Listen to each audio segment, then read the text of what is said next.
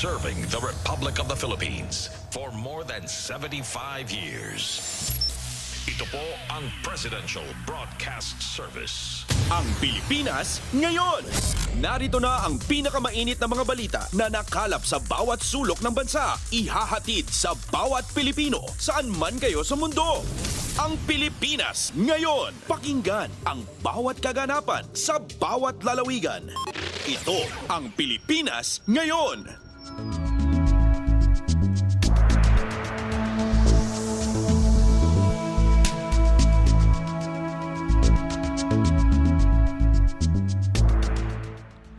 Magandang araw po sa ating mga tagapakinig. Welcome po ulit sa ating programang Ang Pilipinas Ngayon. Sa ngalan ni Ven Blones, ito po si Steph Vicente. Samahan niyo po ako sa kabuuan ng ating palatuntunan.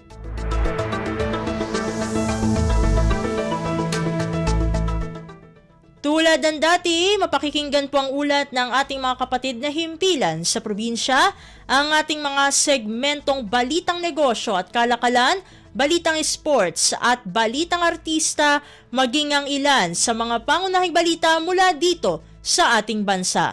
Yan po sa kabuuan ng ating palatuntunan, ang Pilipinas Ngayon. Kumpleto, detalyadong balitaan, di papahuli sa mahahalagang kaganapan. Kamustahin ang inang bayan, ang Pilipinas ngayon.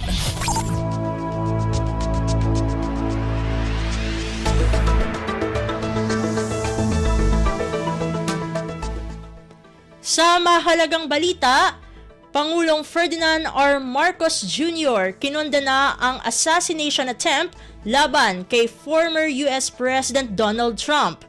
Ang detalye ng balita ihahatid sa atin ni Raquel Bayan. Kaisa si Pangulong Ferdinand R. Marcos Jr. ng lahat na nagsusulong ng demokrasya sa pagkundena sa anumang forma ng political violence at dapat anya ay palaging nangingibabaw ang boses ng taong bayan. Payag ito ng Pangulo kasunod ng assassination attempt kay former US President Donald Trump habang nagsasalita sa isang rally sa Pennsylvania. Mayroong dugo sa bahagi ng tenga at pisngi ng former US President habang ine-escortan ito pababa ng stage. Una nang siniguro ng mga otoridad na ligtas na si Trump. Kaugnay nito, nagpasalamat naman si Pangulong Marcos na nasa maayos na ang lagay ng dating US leader kasabay ng pagpapaabot ng panalangin para dito. Kung matatandaan, isa ang patay at dalawang iba pa ang sugatan sa insidente, patay rin ng 20-year-old na shooter. Mula sa Malacanang, ito si Raquel Bayan para sa Radyo Pilipinas.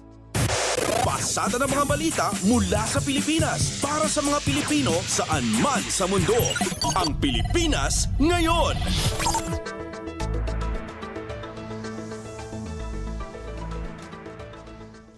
Samantala, nakatakdang pasinayaan ni Pangulong Ferdinand R. Marcos Jr. ang isang dam at rice processing system sa lalawigan ng Ilocos Norte.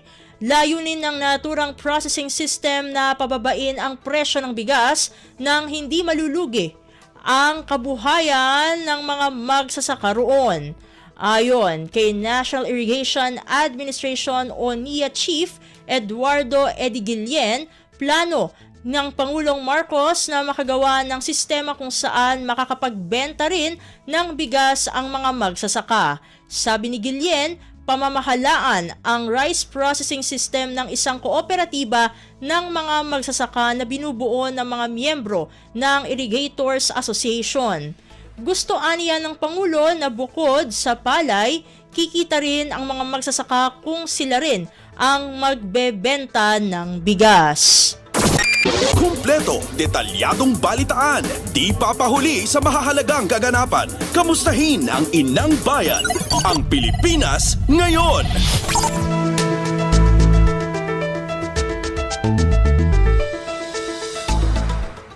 Sa iba pang mga balita, patuloy ang pagsisikap ng administrasyon ni Pangulong Ferdinand R. Marcos Jr. upang palakihin ang kita ng mga magsasaka at pag-ibayuhin ang mataas na produksyon sa sektor ng agrikultura. Ayon kay NIA Administrator Eduardo Edigilien, matatamasa ito sa pagitan ng isang whole-of-government approach. Sabi pa ni Guillen, namumuhunan ang gobyerno sa pagbuo ng kooperatiba mula sa asosasyon ng mga irrigator para magkaroon ng mas malawak na distribusyon para sa mga magsasaka. Pagtalima aniya ito sa atas ni Pangulong Marcos na dapat makuha ng ating mga magsasaka ang whole value chain ng rice production. Sabi pa ni Guillen, nais ng Pangulo na hindi lamang matatapos ang kita ng mga magsasaka sa pagbebenta lamang ng palay. Kaya naman nakikipag-ugnayan ang NIA sa iba't ibang ahensya ng gobyerno para sa pagbibigay serbisyo at programa sa mga magsasaka. Pasada ng mga balita mula sa Pilipinas para sa mga Pilipino saan man sa mundo. Ang Pilipinas ngayon.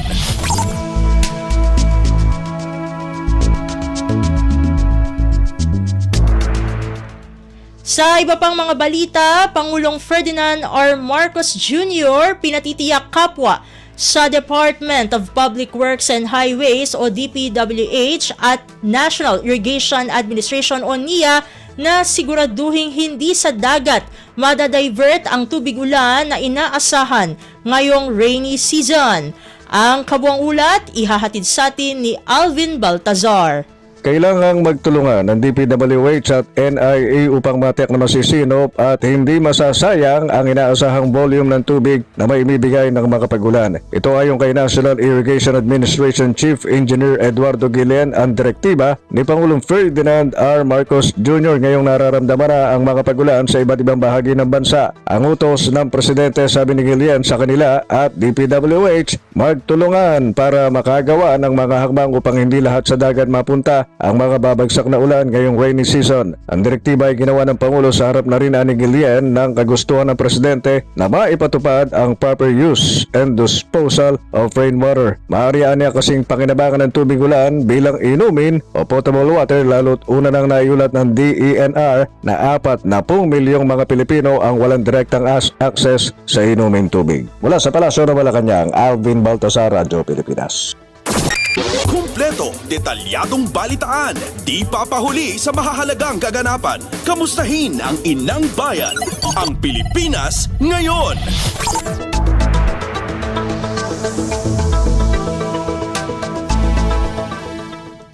Samantala, naglunsad ang pamahalaan ng nationwide price monitoring program upang makita ang epekto ng mas mababang taripa sa bigas. Batid na naglaba si Pangulong Ferdinand R. Marcos Jr. ng kautusan na nagpapabago sa import duty rates ng iba't ibang commodities para maibsan ang inflation pressure at maprotektahan ang kalayaan sa pagbili ng mga Pilipino.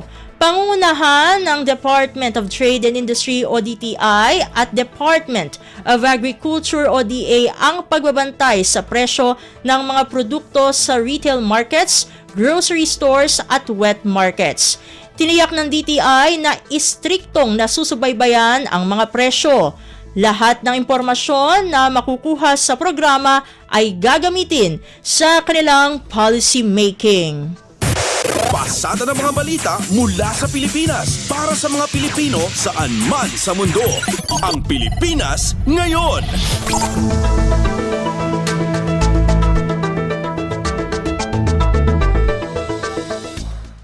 Sa iba pang mga balita, magpapatuloy pa rin ang mga magsasaka sa kanilang pagtatanim ng palay sa kabila ng kanilang pangamba na posibleng maapektuhan sila sa ipinatupad na bawas taripa sa imported na bigas. Sinabi ni National Manager Federation of Free Farmers Cooperative Raul Montemayor na nangangamba ang ilang magsasaka na posibleng malugi ang mga ito dahil sa pagbaba ng taripa sa imported na bigas. Hiling ng mga magsasaka magkaroon sana ng pangmatagalang solusyon para mapalakas ang pagsasaka ng palay sa bansa. Siyempre, yung mga magsasaka, wala namang ibang hanap buhay yan kundi magtanim. So, magtatanim pa rin sila pero parang sugal yun eh. Dahil hindi nila alam pagdating ng ani ng September, October, magkano presyo ng kanilang palay. Sinabi pa ni Montemayor na tinutupad naman ng pamahalaan ang kanilang pangako na pagtulong sa mga magsasaka. Kabilang ang pagbibigay ng subsidiya at pagbili ng ilang palay para sa mga magsasaka. Ani Montemayor, umaasa ang grupo ng magsasaka na magkakaroon pa rin ng magandang presyo ng palay sa darating na anihan upang hindi sila makaranas ng pagkalugi. Meron naman silang binibigay na tulong sa abono, sa similya, sa binhi at mechanization. So, nandyan yan. Ang question lang namin, yung kung babagsak ang presyo ng palay at sa tingin namin mga 5 pesos per kilo ang bagsak ng presyo ng palay pag-anihan, yung lugi ng farmer sa pagbagsak ng presyo ng palay, mas malaki pa kaysa natatanggap nilang tulong. Yan ang tinig ni Federation of Free Farmers Cooperative National Manager Raul Montemayor. Kumpleto, detalyadong balitaan, di papahuli sa mahahalagang kaganapan. Kamustahin ang inang bayan, ang Pilipinas ngayon.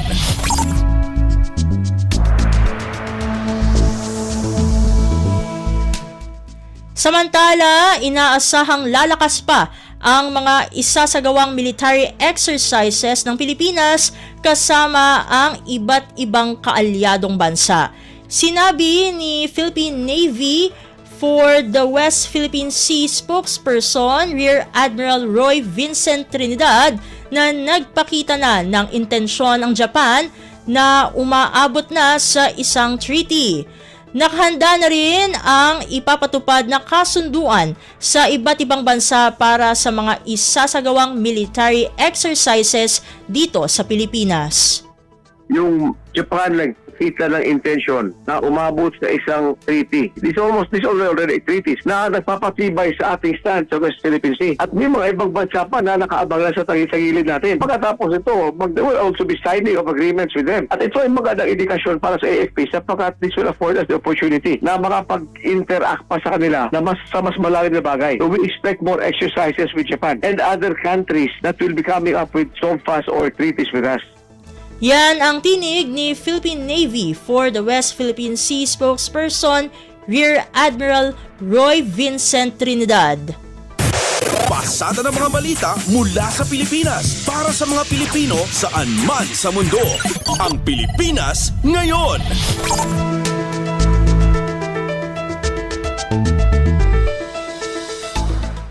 Sa iba pang mga balita, binigyang diin ng Philippine Navy na wala ng bisa ang sinasabi ng China ng China na 9 at 10 dash line.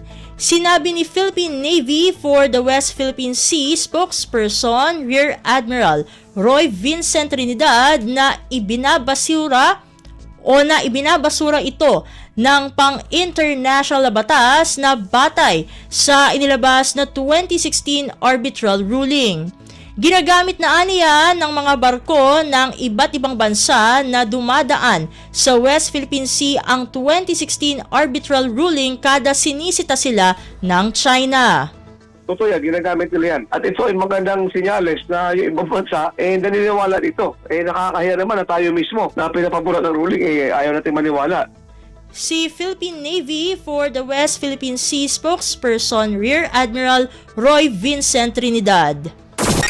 Kumpleto, detalyadong balitaan, di papahuli sa mahahalagang kaganapan. Kamustahin ang inang bayan, ang Pilipinas ngayon.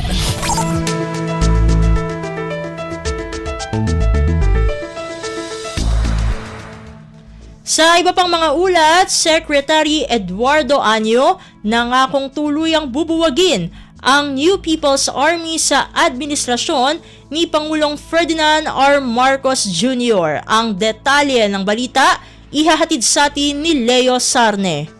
Nangako si National Security Advisor Secretary Eduardo Año na bubuwagin ng National Task Force to End the Local Communist Armed Conflict o NTF-ELCAC ang New People's Army o NPA sa termino ng Pangulong Ferdinand Marcos Jr. Iniulat ni Año na siya rin kasalukuyang co-chair ng NTF-ELCAC na mula 2018 nabuwag na ng Armed Forces of the Philippines ang politico-military component ng 89 na NPA Guerrilla Front. Inaasahan din niya na sa taong ito sa susunod, tuluyan na ring mabubuwag ang natitirang 7 napahinang guerrilla fronts. Ayon sa kalihim, dahil sa ipinatupad na whole of nation approach, umabot na sa 44,528 miyembro, supporter at sympathizer ng NPA ang sumuko sa pamahalaan. Sa ngayon niya, 1,251 na lang ang natitirang puwersa ng NPA sa buong bansa. Mula sa AFP, ito si Leo Sarne para sa Radyo Pilipinas.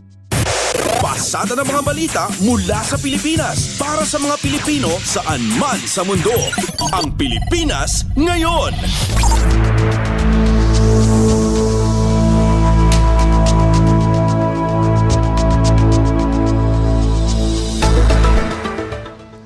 Samantala, Philippine National Police o PNP nagbabala sa mga militanteng magsusunog ng effigy sa State of the Nation Address o SONA ni Pangulong Ferdinand R. Marcos Jr. Ang kabuang ulat, ihahatid naman sa atin ni J. Mark Dagala.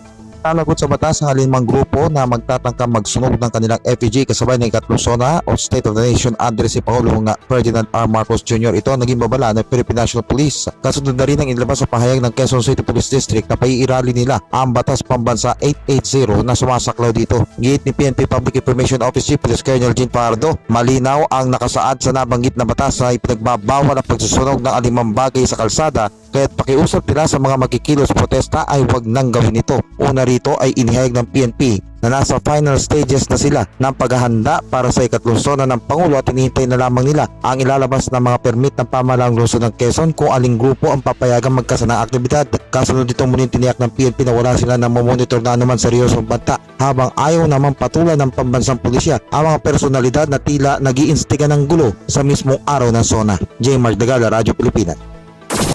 Kumpleto, detalyadong balitaan, di papahuli sa mahahalagang kaganapan. Kamustahin ang inang bayan, ang Pilipinas ngayon.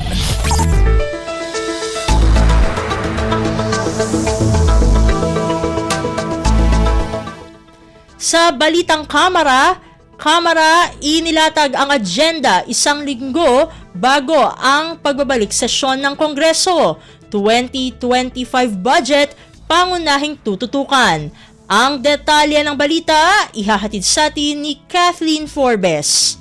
Isang linggo bago ang pagbabalik sesyon ng Kongreso at ang SONA ng Pangulong Ferdinand R. Marcos Jr. inilatag ni Speaker Martin Romualdez ang magiging agenda ng Kamara. Pinaka-prioridad dito ang pagpapatibay sa 2025 national budget, gayon din ang nalalabing lead priority bills at ang posibleng dagdag na SONA measures. Inaabangan na agad ng kapulungan ng 6.532 trillion 2025 National Expenditure Program na siyang magiging batayan ng bubuin nilang General Appropriations Bill. Inaasahan na isusumit ito ng Department of Budget and Management sa July 29. Nangako rin ang leader ng Kamara na tututukan ang nalalabing lead priority bills, partikular ang amyenda sa EPIRA, Agrarian Reform Law at ang Foreign Investors Long-Term Lease Act. Handa rin anya sila na trabahuhin ang mga dagdag na panukala na mababanggit ng Pangulong Marcos sa kanyang SONA sa July 22. Mula na magbukas ng 19th Congress noong July 2022, nakapaghain ng Kamara ng 12,405 measures kung saan 75 dito ang naging ganap na batas. Ito si Kathleen Forbes para sa Radyo Pilipinas. Pasada ng mga balita mula sa Pilipinas para sa mga Pilipino saan man sa mundo. Ang Pilipinas ngayon.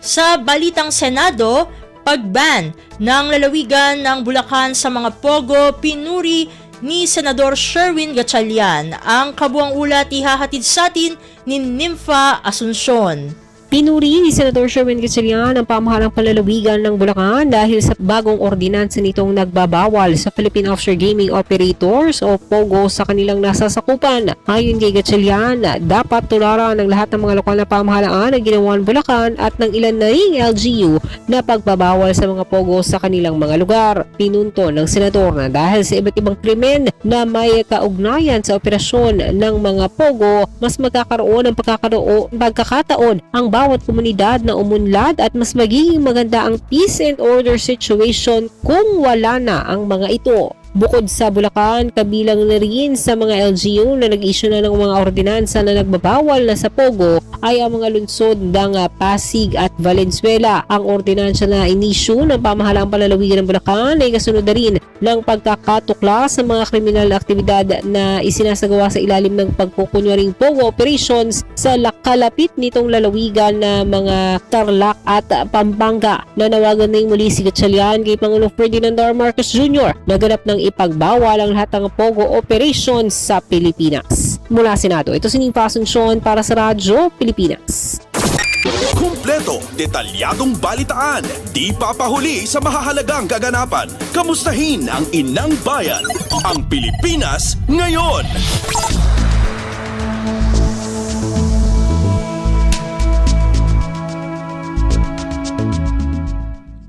Sa iba pang mga balita, itinuturing ng Bureau of Immigration o BI na national security concern ang pagpasok ng mga dayuhan sa bansa gamit ang peke na pagiging Pilipino. Sinabi ni BI spokesperson Dana Sandoval na noong nakaraang linggo lamang ay nakahuli sila ng 3 dayuhan na nagtangkang pumasok sa bansa gamit ang pekeng dokumento na sila ay mga Pilipino. Medyo mahirap hulihin aniya ang mga ito dahil sa kumpleto sila ng papeles na nagpapakita na sila ay Pilipino. Nakakabahala po kasi tingin po natin national security concern to kasi sila po ay hindi eligible na maging Pilipino at nawawala sila sa purview ng immigration kapag sila po ay naging Pilipino na may hawak po sila na Philippine document.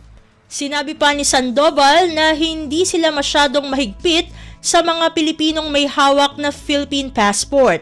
Gayunpaman aniya ay kung may nakikita silang kahina-hinala sa mga bumabiyahe ay kanila itong masinsinang sinisiyasat. Challenging hulihin to mga to sa immigration. Mahirap hulihin to kasi kumpleto po sila ng papel. Lahat po ng uri ng Philippine document na hinahanap. Layers and layers po of Philippine documents yung pinapakita po nila. Si Bureau of Immigration spokesperson Dana Sandoval. Pasada ng mga balita mula sa Pilipinas para sa mga Pilipino saan man sa mundo.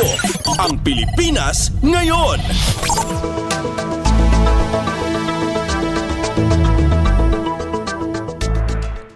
Samantala, Department of Social Welfare and Development o DSWD Secretary Rex Gatchalian at Special Assistant to the President Secretary Anton Lagdameo tinututukan ang relief efforts sa mga binaha sa Maguindanao del Norte. Ang detalye ng balita ihahatid sa atin ni Mary Ann Bastasa.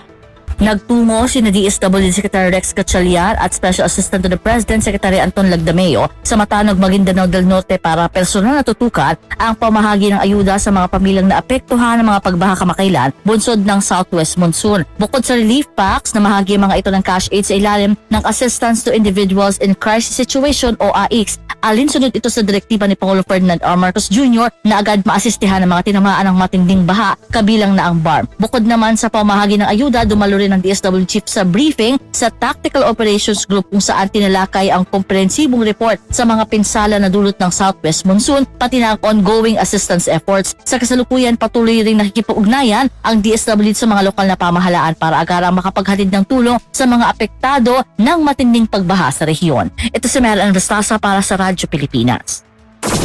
Kumpleto, detalyadong balitaan, di papahuli sa mahahalagang kaganapan. Kamustahin ang inang bayan, ang Pilipinas ngayon.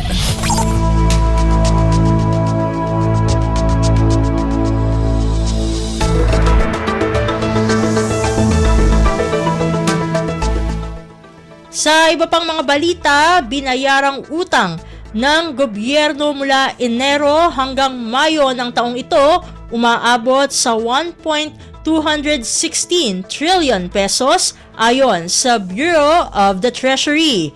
Ang kabuang ulat ihahatid naman sa atin ni Melanie Valdos Reyes. Umaabot sa 1.216 trillion pesos ang debt service o binayarang utang ng Pilipinas mula sa domestic at foreign debt para sa unang 5 buwan ng taon. Mas mataas ito ng 48.38% kumpara sa debt service noong January to May 2023 na nasa 819 billion pesos. Ang amortization or repayment of loan ay nasa 73.57% o nagkakahalaga ng 895.126 billion pesos habang nasa 26.43% o 321.6 billion pesos naman ang bayad sa interes. Sa ngayon, nasa 15.35 trillion pesos ang outstanding debt ng bansa. Maaalalang itinaas ng Department of Finance ang borrowing plan ng gobyerno ng 4.47% o 2.56 trillion pesos kumpara sa 2.46 trillion pesos na itinakda ng Development Budget Coordination Committee. Melanie Valdos Reyes para sa Radyo Pilipinas. Pasada ng mga balita mula sa Pilipinas para sa mga Pilipino saan man sa mundo. Ang Pilipinas ngayon.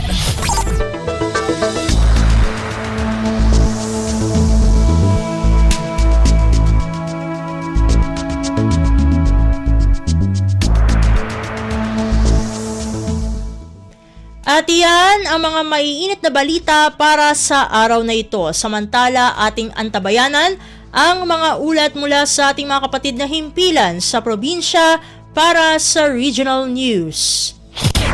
Balita mula sa lalawigan sa bawat rehiyon ng ating bayan. Dito sa Ang Pilipinas Ngayon.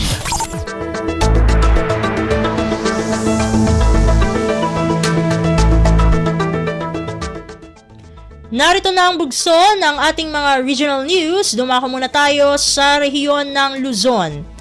Consumer Welfare Assistance Center patuloy na itinatatag ng DTI sa Rehiyon 2 para sa maayos na pagresolba sa mga reklamo kaugnay sa mga produkto at transaksyon. Narito ang buong balita na ihahatid sa atin ni April Ratio mula sa Tugigaraw. Dumano nita ni 23 dagiti na ipasdek ang Consumer Welfare Assistance Center when isiwa kitintero Rehiyon 2. Kalpas na dayto nga inyusuwa ti Department of Trade and Industry when DTI Region 2. Ti may isang assistance center iti ilitila Sambiti Cagayan amay kawalumutan iti intero probinsya. Ti siwa ka masarakan iti palengke ti Lasam ket kang ronaan nga agserbikas pangipatuludan ti reklamo dagiti consumer wenno gagatang kadagiti produkto ken transaction tapnon inti daytoy paylaang a level ket masulbaran ten yaman na parikot. Siwen kini DTI Cagayan Consumer Protection Division Chief Lordito Antonio, babaw niti dayti maliklikan adumanon pa iti social media dagiti reklamo a paggapuanan pa iti napalalo a sitwasyon. Agserbi pa daytoy nga assistance center kas Consumer Information Center amang ipaay kadagiti consumer ti impormasyon, mainagi ti consumer rights and responsibilities, product safety and quality tips, warranties ken dadumapay. Manipud Tugigaraw City dayti ni April sa Lucon Ratio para iti Radyo Pilipinas World Service. Balita mula sa lalawigan sa bawat rehiyon ng ating bayan. Dito sa Ang Pilipinas Ngayon.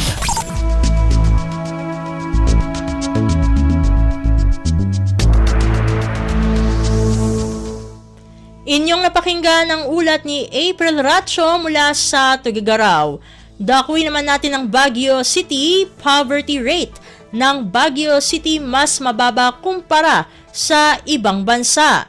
Ang kabuang ulat, ihahatid naman sa atin ni Jong Munar. Nasaya ti kasasad ti syudad ti Baguio may papanti poverty no idili karigiti urban poor iti dadu mga lugar agsipo ta ado dagiti mabaling nga paggadan dagiti individual. Sigon kini Job David Manalang, Assistant Regional Director iti Commission on Population and Development Cordillera, awan tinilista dagiti nga homeless nga individual iti syudad gapo ta maysa daytoy kadagiti kangrunan nga syudad ti Pagilian. Sigon ken kuana dakal nga tulong iti panagnato ti employment rate iti 97% gapo ta kadwan kadagiti agtrabaho ket agturturong ti syudad ti Baguio kastamatan ti Tabuk City no sa dino agbalbalin matlaing dagitoy nga hotspot a pagmigratan iti Rehiyon Cordillera. Malaksi dayta kadwan matlaing dagiti agmamigrate ket edukado, college graduate ken nagbirbirok ti trabaho isod gapuna san dagitoy nga karaban iti mauawagan nga urban poor. No pay kasta dalata dagiti sumagmamano nga munisipyo ken barangay nga adan iti nangato nga poverty rate partikular kadagiti sumagmamano munisipyo ken barangay ijay probinsya iti Abra. Manipod dito Radyo Pilipinas Baguio, Jong Munar nangipadamag para ti Radyo Pilipinas News Service.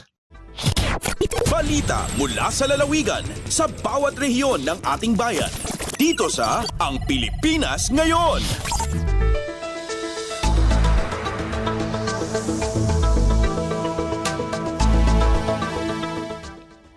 Inyong napakinggan ang ulat ni Jong Munar mula sa Baguio City. Dumako naman tayo sa Virac. 6.8 million pesos na cash assistance ipinamahagi ng DSWD sa Bicol Region sa mahigit 800 benepisyaryo ng Project Lawa at Binhi sa lalawigan ng Catanduanes. Ang detalye ng balita ihahatid naman sa atin ni Juris De La Rosa. Maabot sa 6,809,800 pesos ang kantidad ng cash assistance na naipanaok ang DSWD Bicol sa 862 benepisyaryo kaini hali sa 5 banwaan sa probinsya ng Catanduanes sa irarom kang proyektong Lawa asin Binhi. Pig sa gibo ang distribution kan cash assistance kaini nakaaging Hulyo 8 hanggang 10 sa mga banwaan ng Pandan, Karamuran, Viga, Bagamanok, asin Higmoto.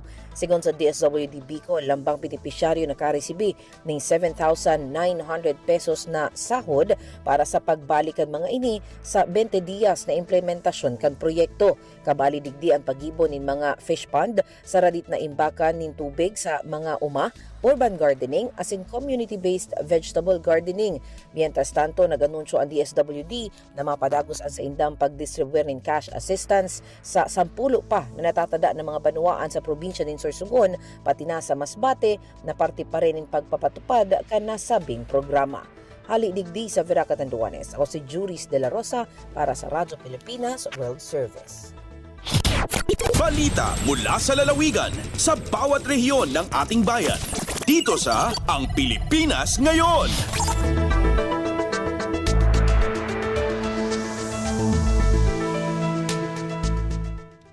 Inyong napakinggan ang ulat ni Juris De La Rosa mula sa Virac. Pumunta naman tayo sa rehiyon ng Kabisayaan. DSWD sa Region 7 nagsagawa ng information caravan sa lalawigan ng Siquijor. Pakinggan ang kabuang ulat na ihahatid sa atin ni Jessa Agua Ilanan mula sa Cebu. Aron mas masabtan sa komunidad ang mandato ug mga programa gipatuman sa ahensya, usa ka information caravan nagipahigayon sa Department of Social Welfare and Development Central Visayas dito sa lalawigan sa Siquijor. Kauban ng Social Marketing Unit sa ahensya, gipasabot sa DSWD ang ilang mga proyekto o programa at ubangan sa mga barangay workers sama sa daycare workers, gender and development officers, nutrition scholars ug mismong DSWD beneficiaries. Lakip sa gihatagag katinawan ng core programs, disaster response and crisis intervention programs sa ahensya ug ang advokasya sa paglikay sa trafficking in persons. Amitabang sa pagpasabot ang IACAT 7 VAUC Secretariat ug DSWD 7 RRPTP ug ang SHIELD Focal Persons. Miduyugsab sa information caravan ang bagong naumon nga attached agency sa DSWD, ang National Alternative for Child Care kun NACC, uban ni Social Welfare Officer 3 Geraldine Mendoza gikan sa Regional Alternative for Child Care Office kun Naraku 7. Kituki ni Mendoza ang RA 11642 o ang Domestic Alternative Adoption and Alternative Child Care Act gikan sa RP1 Cebu sa Agua Ilanan para sa Radyo Pilipinas World Service. Balita mula sa lalawigan sa bawat rehiyon ng ating bayan. Dito sa Ang Pilipinas Ngayon.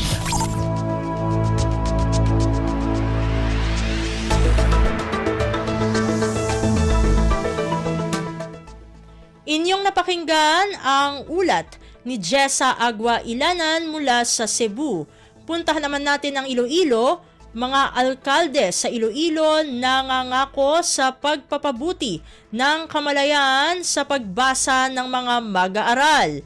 Narito si Bing Pabiona para sa detalye ng balita. Nagpatawag sang Sinapol ang Iloilo Province Education Core Group kaupod ng Sinergia Foundation, Second Congressional Commission on Education, kag mga local chief executive sa probinsya sang Iloilo agod kuhaon ang permisa sa pagpaayo sang reading proficiency o kung mapaayo ang pagbasa sang bumulutho nga mga Ilonggo. Ang pulong ginhiwat sining karon lang kung sa diin nakasentro sa proof of concept para sa Iloilo sa devolusyon sang edukasyon kag batunon sa mga alkalde ang ilang responsibilidad bilang kabahin sang sistema sang edukasyon. Napili ang Iloilo bilang pilot area sa pagpatuman sang proof of concept para sa devolusyon sang ila katungdanan sa edukasyon. May napulo ka mga banwa lakip ang syudad sang Iloilo nga kabahin sang experimental group. Giinbaton ni Governor Arthur Defensor Jr. nga isa ka education champion ang panghangkat nga ang Iloilo mangin isa ka pilot area para sa proof of concept. Gikan sa Iloilo, Bing Pabiona para sa Radyo Pilipinas World Service. Balita mula sa lalawigan sa bawat rehiyon ng ating bayan. Dito sa Ang Pilipinas Ngayon.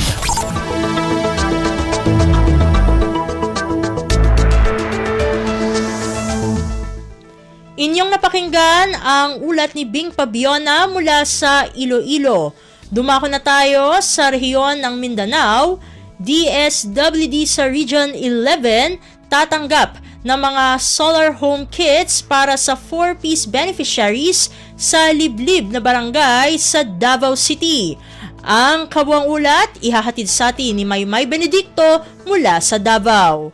Nakatagdang mo dawat og mga solar home kits ang Department of Social Welfare and Development Office 11 gikan sa Davao Light and Power Corporation o DLPC. Humang formal nga gilagdaan ang Memorandum of Agreement tali sa DLPC, Aboitiz Foundation Incorporated ug NCIP 11 para matabangan ang mga 4-piece beneficiaries sa Sitio Pegalongan, Barangay Malamba, Marilog District, Davao City. Target sa mong inisyatiba nga mahatagan og supply sa kuryente ang mga pamilya ilabi na ang mga pamilyang lumad nga dunay mga anak nga nangatungha sa Pegalongan Elementary School. Subay sa pahayag sa DSWD 11, mukabat ngadto sa 150,000 pesos nga kantidad sa solar home kits. Ang inisyal nilang madawat diin tinguhan niini nga masugaan ang mga panimalay sa mga benepisyaryo para mulambo pa ang pagtuon sa mga bata, partikular katong mga ginamonitor sa buhatan ubos sa 4-piece program. Pinaagi niini mas maaghat ang mga 4-piece household nga musunod sa mga rekisito sa programa agig pagsiguro sa ilahang padayong partisipasyon. Samtang gipasalig sa Davao Light and Power Corporation nga mas palapdan pa niini ang mahisakop sa proyekto arong mas daghang 4-piece beneficiaries ang matabangan ilabi na sa mga hilit nga mga barangay. Gikan sa Radyo Pilipinas Davao, kini si Maymay Benedicto para sa Radyo Pilipinas World Service. Balita mula sa lalawigan sa bawat rehiyon ng ating bayan. Dito sa Ang Pilipinas Ngayon.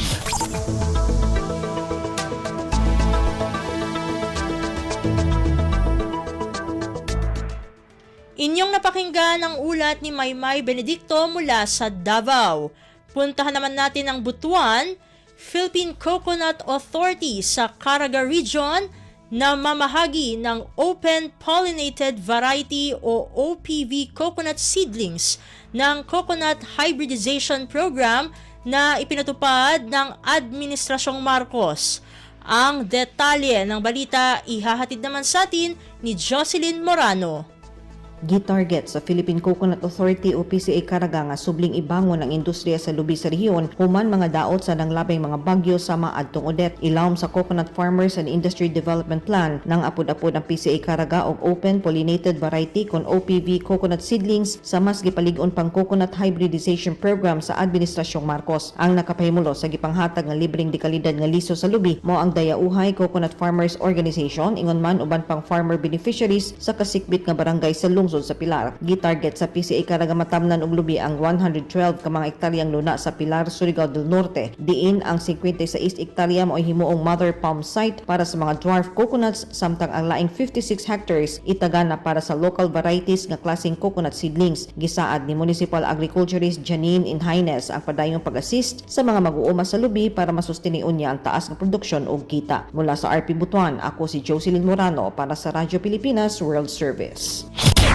Balita mula sa lalawigan sa bawat rehiyon ng ating bayan. Dito sa Ang Pilipinas Ngayon.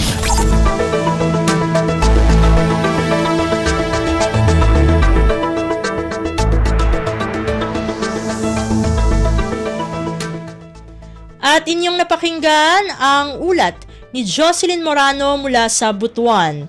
Dito na nagtatapos ang ating regional news. Narito naman ang ating segmentong Balitang Negosyo at Kalakalan na susundan ng segmentong Balitang Sports, parehas na ihahatid sa atin ng ating kasamang si Leo Magpayo. Lagay ng ekonomiya, kalakalan, negosyo at iba pa. Atin ang alamin dito sa Ang Pilipinas Ngayon. Magandang araw. Narito na po ang Balitang Business. Porsigido ang Clark International Airport Corporation o CIAC na masimulan na ang pagtatayo ng National Food Hub na isa sa priority projects sa Clark Aviation Complex. Sa Build Better More Infra Forum ng Presidential Communications Office o PCO, iniulat ni CIAC President Array Perez na nakipag-partner na ito sa Asian Development Bank o ADB at Public-Private Partnership Center o PPP Center para sa technical guidance sa pagbuo ng 62 ektaryang food hub. Sa naturang partnership, magbibigay ng market-facing transaction advisory services at technical assistance ang ADB sa CIAC kung saan kabilang ang pre-tender documents. Nakapaloob sa National Food Hub ang state-of-the-art modernized agro-logistics system na layong matulungan ang mga magsasaka at gawing accessible at abot-kaya ang pagkain. Alinsunod ito sa direktiba ni Pangulong Ferdinand R. Marcos Jr. tungo sa food security. Inaasahan naman ng CIAC na makukumpleto ang feasibility study para sa naturang proyekto sa 2025. Lagay ng ekonomiya, kalakalan, negosyo at iba pa. Atin ang alamin dito sa Ang Pilipinas Ngayon. Inaasahang magpapalakas ng turismo ang mga proyektong pangtransportasyon ng Department of Transportation o DOTR. Ito ang inihayag ni Transportation Secretary Jaime Bautista sa pagbubukas ng Travel Madness Expo 2024. Ayon kay Secretary Bautista, ang mga pangunahing proyekto ng DOTR ay susuporta sa pagsisikap ng bansa na palakasin ang turismo. Anya, ang pagpapabuti at paggawa ng makabagong mga sistema ng transportasyon ay mahalaga sa pagtiyak na masisiyahan ang mga turista sa kanilang biyahe. Binanggit ng Transport Chief ang mga proyekto tulad ng pagsasaayos ng Ninoy Aquino International Airport o NAIA, Lagindingan at Bohol Panglao Airports, pati na rin ang pagtatayo ng New Manila International Airport. Isinasagawa rin ng DOTR ang modernisasyon ng transportasyon sa ilalim ng Public Utility Vehicle o PUV Modernization Program, pagpapalawak ng mga bike lane sa bansa at ang EDSA busway. Ayon pa kay Bautista, puspusan na rin ang konstruksyon ng mega rail projects tulad ng pagtatayo ng North-South Commuter Railway at Metro Manila Subway. Isinasaayos na rin anya ang mga daungan para makapagbigay ng mas maginhawang biyahe sa mga pasahero. Lagay ng ekonomiya, kalakalan, negosyo at iba pa. Atin ang alamin dito sa Ang Pilipinas Ngayon. Ibinahagi ng Manila International Airport Authority o MIA na nasa huling yugto na ito ng pag-upgrade ng centralized cooling system sa Ninoy Aquino International Airport o NAIA Terminal 3 upang tugunan ang mga issue ng kakulangan sa air conditioning sa paliparan. Nagsimula ang nasabing upgrade sa cooling system nitong taon kung saan kabilang dito ang pag-install ng 6 na bagong cooling towers upang mapabuti ang system efficiency nito. Nakatakda naman na sa darating na Hulyo 16 hanggang 17 mula alas 9 ng gabi hanggang alas 9 na umaga ay sisimulan ang huling yugto ng installation ng cooling system. Sa panahong ito, pansamantalang isasara ang centralized cooling system upang maikonekta ang bagong piping ng cooling tower sa main line ng chiller plant. Bagamat magpapatuloy ang operasyon ng mga fans at blowers, maaring hindi ito maging sapat para sa kaginhawaan ng mga pasahero sa paliparan. Kaya naman handa ang MIA na magde-deploy ng stand-alone air conditioning units para sa spot cooling sa mga panahong ito. Sinasabing apektado ng 12 oras na downtime ang mga lugar na kinabibilangan ng check-in counters, immigration departure, final security checks, baggage carousels at arrival lobby. Humigit kumulang 27,000 pasahero naman sa 117 flights ang maaaring makaranas ng reduced air circulation sa mga oras na ito. Hiniling din ni MIA General Manager Eric Jose Ines ang pangunawa at kooperasyon mula sa lahat ng gumagamit ng paliparan at binanggit na ang mga upgrade na ito ay mahalaga para sa pagpapanatili ng ideal na temperatura at masiguro ang mas magandang karanasan sa mga gumagamit ng nasabing terminal.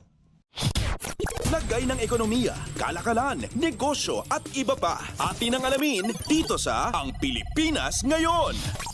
At para naman sa sports balita, Updates at pinakahuling mga usapin sa mundo ng palakasan. Atin ang pakinggan dito sa Ang Pilipinas Ngayon.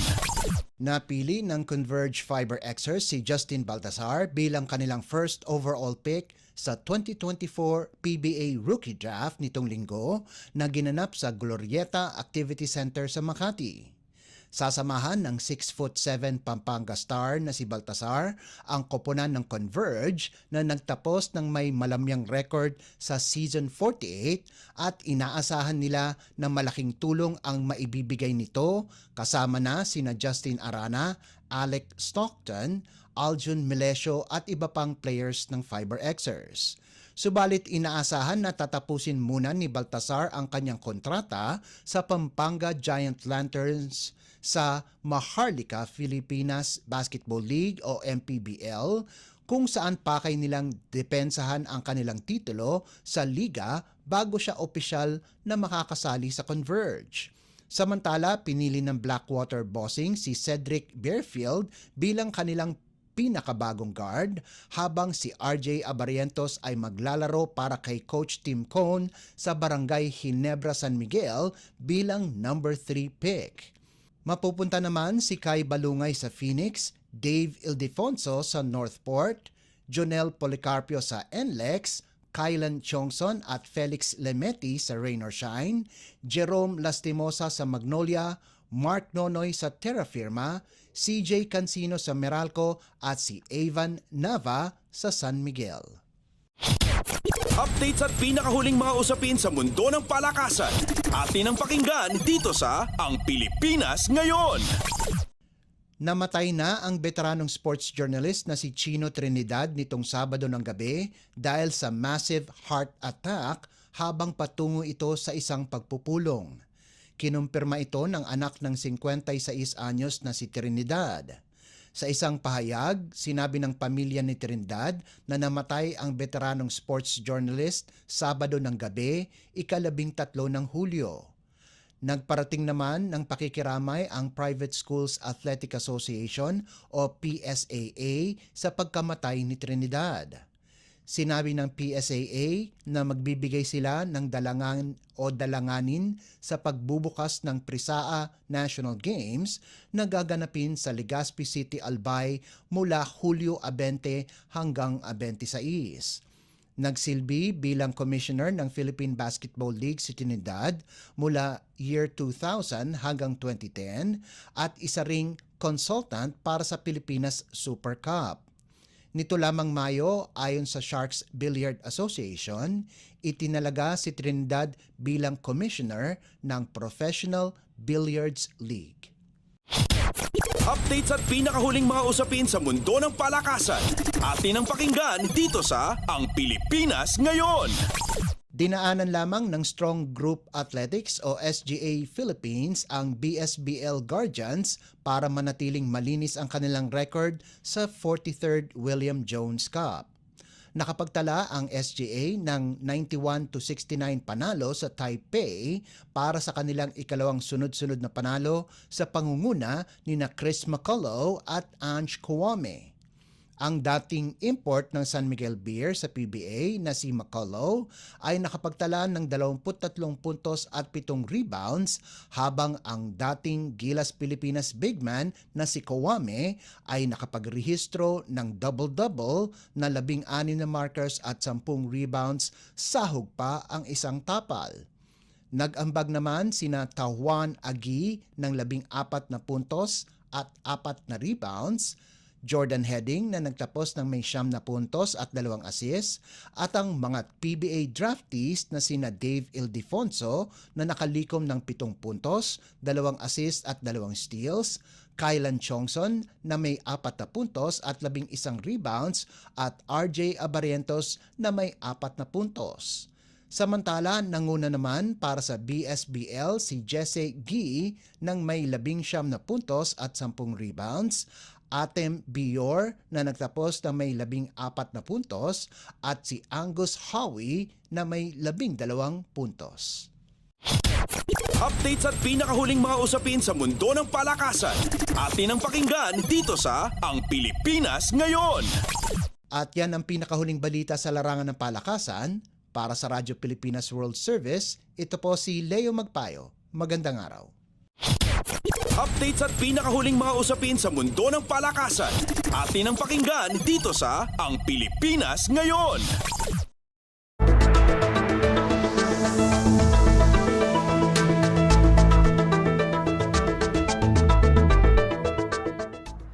Maraming salamat Leo para sa ating mga segmentong Balitang Negosyo at Kalakalan at Balitang Sports.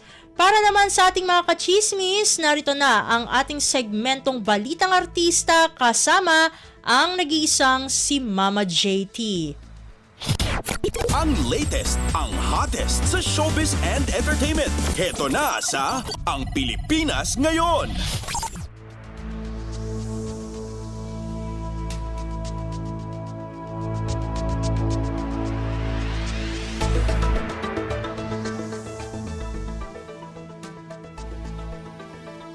Magandang araw sa ating mga chismoso at chismosang nag-aabang ng mga trending na balita sa mundo ng showbiz. Heto na ang ratsyada ng mga chika. Una dyan, viral ngayon sa online community ang naging pagbati ni Willie Revillame sa kanyang bagong programa na Will to Win. Sa kanyang show, pinuri niya si Coco Martin at inilarawan ito bilang sobrang mabait na tao. At nagpaabot kasi ng pagbati si Coco sa launching ng bagong programa ni Willie sa kanyang pagbabalik telebisyon sa TV5. At nagpasalamat itong si Willie sa pagbati ni Coco, pero nadulas ang TV host at binati niya ang buong pamilya ni Coco Martin kabilang si Julia Montes at ang kanilang mga anak. Na agad namang umingay ang naturang pagbati ni Will ng Will to Win host sa celebrity couple, lalo na't hanggang ngayon ay nananatiling sarado sa publiko ang personal na buhay ni Coco at Julia. Gayunpaman, wala pang naging pag-amin o pagtanggi mula sa kanila tungkol dito.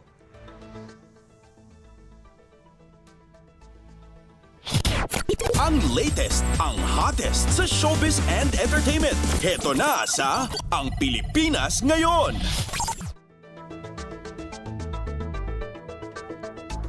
Sa iba pa natin chika for today, muling pinatunayan ng Pinoy P-pop group o Pinoy pop group na SB19 at ang girl group na BINI at iba pang artista o ng mga performer ang kanilang mga talento sa ginanap na multi-collaboration concert sa Araneta Coliseum nitong weekend kasama ng isang sikat na supermarket chain. Nag-uumapaw kasi ang hiyawan ng mga fans ng bawat performer sa bawat pasabog ng performance sa naturang musical event. At bukod sa SB19 at BINI, kasama rin sa concert ang Sunkissed Lola, sina Flo G at si Glock 9. At naging front act naman ang Letters from June, Esay at Kahel. Sa nasabing concert ay nagkaroon ng collaboration ang mga featured artists na sinimulan ng grupong BINI.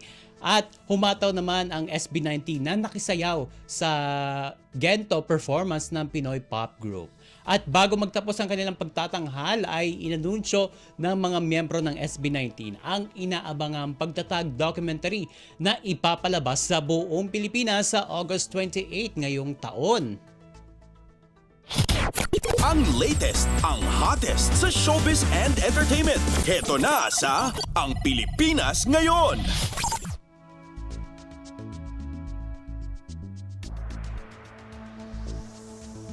At sa uli nating chika for today, may inamin ng isa sa mga host ng It's Showtime na si Jackie Gonzaga patungkol sa kanyang buhay pag-ibig. Sa isang episode ng Naturang Kapamilya Noontime Show, inusisa ni Vice Ganda si Jackie tungkol sa pakikipagrelasyon. Partikular na ang paghiwalay nila ng dati niyang boyfriend. Hirit na tanong ni Vice kay Jackie, quote and quote, paano mo nalamang in love siya sa'yo? Tugon ng dalaga. O tugon ng dalaga sa nasabing tanong nung pinakitaan ka ng effort. So, doon mo na malayang mahal ka. Paano mo nalamang hindi ka na niya mahal na itinanong ni Vice sa tumatayuring talent manager ni Jackie. Sabi niya, yung nangihingi ka ng attention kasi nung una, hindi mo naman hinihingi kusa niyang binibigay. Pero nung dumating sa punto na hinihingi mo na, tinatanong mo na bakit hindi mo na ito ginagawa? Bakit ayaw mo nang gawin? Ang pagpapakataong sagot pa ni Jackie sa nasabing interview kay Vice, doon ko nare-realize na ay nung una nung binigay ng kusa, tapos ngayon hinihingi ko na hindi pa binibigay. Na syempre sumundot naman ng tanong itong si Vice, paano mo nasabing tapos na to? Sabi ni Jackie, kasi ang dami mo namang nabigay na pagkakataon, pero dumating na rin sa punto na may ginawa pa rin siyang para masaktan ka. Sabi pa niya, kahit tinanggap mo na yung mga dating pagkakamali tapos inulit pa rin yung mga bagay na makakasakit sa'yo, parang sinasadya na ba to o hindi mo lang talaga ako mahal? Yan yung kanyang paliwanag. At muling tanong pa ng It's Showtime host na si Vice, kailan mo nasabing kaya ko nang lumaya at magpalaya kasi minsan alam mong tapos na pero ayaw mong maging malaya, di ba? Sabi pa niya, alam mo yung sa sarili mo kung ano yung dapat mo ginawa, yung tama. Pero minsan yung tama, ayaw mo kasi hindi yun ang masarap sa pakiramdam. Ang tanong pa ng phenomenal box office star, kailan mo nasabing palalayain ko na yung sarili at palalayain na rin siya? Sagot ni Jackie, hindi ko masabi kung makakalaya pero dumating ako doon sa puntong bibitaw ako kasi hindi ko deserve na paulit-ulit na sasaktan. At kamakailan kasi ay nabalitang hiwalay na itong si Jackie sa kanyang longtime boyfriend na si Tom Doromal. At sa isang episode ng Especially For You ng It's Showtime, napaiyak si Jackie nang mapag-usapan ang tungkol dito. At sa ngayon ay nalilink siya sa kapwa niya co-star sa programang Goodwill ng Net25 na si David Chua. Ang latest, ang hottest sa showbiz and entertainment. Heto na sa Ang Pilipinas Ngayon. At wala na tayong oras para sa ating balitang artista. Maraming salamat mga ka-chismis sa paikinig sa aking mga chika for today. Ako po si Mama JT para sa Radyo Pilipinas World Service. Ang latest, ang hottest sa showbiz and entertainment. Heto na sa Ang Pilipinas Ngayon.